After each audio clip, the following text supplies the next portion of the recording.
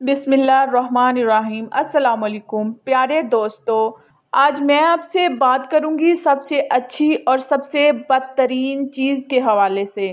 किसी ज़माने में हज़रत लुकमान रहमतुल्लाह एक रईस के घर गुलाम थे।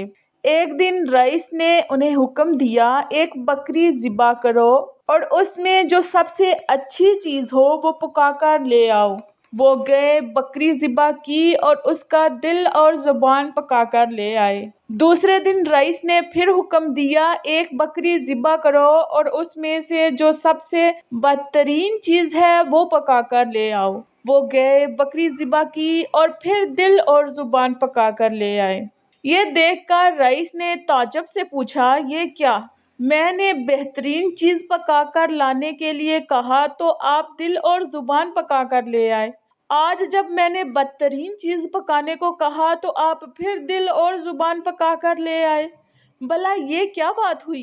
इस पर हज़रत लुकमान रहमतुल्लाह ने फरमाया, जनाब, अगर ये दोनों चीज़ें सही हों तो बेहतरीन चीज़ें हैं, अगर ये दोनों चीज़ें ख़राब हों तो फिर बदतरीन भी यही है। दोस्तों, उम्मीद है हमारा आज का टॉपिक आपको पसंद आया होगा। लाइक कीजिए, शेयर कीजिए और हमारे चैनल को सब्सक्राइब कीजिए। मिलते हैं एक नए टॉपिक के साथ, तब तक के लिए अल्लाह हाफिज़।